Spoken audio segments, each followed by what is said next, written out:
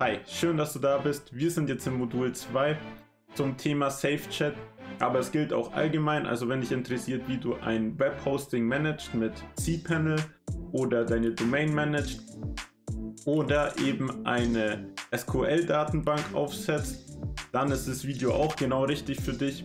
Und ja, ich würde sagen, verschwenden wir keine Zeit, starten wir gleich mal.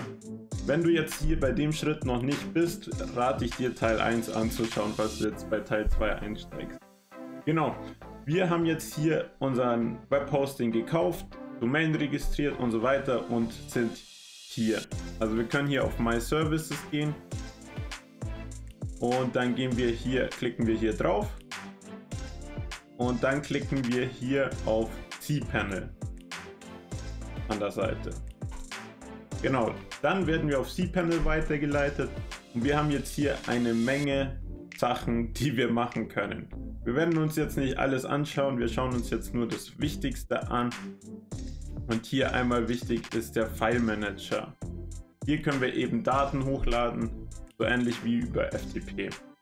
Genau. Dann für uns in diesem Video oder diesen Teil wichtig ist eben SQL-Datenbank erstellen. Wir schauen später, wie wir Datei hochladen. Keine Sorge, es kommt im Teil 3. Aber wir schauen in diesem Video uns an, wie wir eine SQL-Datenbank erstellen, damit wir eben SafeChat, damit unsere Chatverläufe auf einer Datenbank gespeichert werden können. Also dafür klicken wir einfach auf Databases, MySQL Database Wizard. Und hier haben wir jetzt unseren Namen. Bei mir ist der Huber Louis, ist vielleicht von der Registration, also übernommen wurden als Benutzername oder sowas. Auf jeden Fall heißt er halt so, das können wir nicht ändern, ist auch kein Problem. Und hier können wir jetzt einfach SafeChat eingeben zum Beispiel. So soll die Datenbank heißen. Wichtig ist, dass wir uns das alles merken. Ich schreibe mir das auch gerne immer in den Editor. Also hier haben wir unseren Datenbase-Name oder Datenbank, nenne ich jetzt mal so, Datenbank, ja. Und Huber Louis _SafeChat. Das macht auch Sinn, das hier sich so zu speichern, da wir das dann später leichter übernehmen können. Genau, nächster Step, wir klicken auf Next Step. Dann legen wir noch einen Benutzernamen an, das sage ich jetzt auch wieder, SafeChat. Dann kann man sich besser merken. Und ein Passwort. Da können wir jetzt einfach LH Cyber Security nehmen.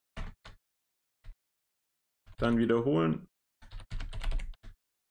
Und ja, das passt nicht über. Okay, ich habe jetzt einfach auf Versehen Enter gedrückt und bin jetzt einen Schritt weiter. Egal, ihr gebt einfach ein Passwort ein, schaut, dass die verwendet werden kann, dass es komplex genug ist. Gut, eben das Passwort wiederholen und dann klickt ihr einfach Enter oder auf Create User. Genau, dann landen wir hier, wo ich jetzt bin und hier einfach All Privileges geben. Also der Nutzer soll alles machen dürfen mit unserer Datenbank. Brauchen wir, da unser Programm ansonsten nicht funktioniert. Genau. Dann können wir uns hier das auch einmal nochmal rauskopieren, ist vielleicht leichter. Und das Passwort müsst ihr eben euch auch merken. Das schreibt ihr hier euch halt auch hin. Genau. Dann klicken wir hier auf Make Changes, das ist ganz wichtig, damit es übernommen wird und dann haben wir es auch schon. Dann haben wir alles erstellt, wir haben jetzt hier unsere User, unsere Database, die heißen gleich, unser Passwort und der Server ist localhost. Da unsere Datenbank auf demselben Server liegt wie unsere Dateien. Genau, jetzt haben wir eine SQL-Datenbank erstellt und die können wir uns jetzt auch nochmal anschauen. Wir gehen wieder ins Hauptmenü und klicken hier auf PHP MyAdmin. Dann werden wir weitergeleitet. Und wir sehen jetzt hier verschiedene Datenbanken. Und wir sehen jetzt hier unsere SafeChat Datenbank. Hier ist jetzt noch nichts drin, aber wir wissen schon mal, wie es erstellt.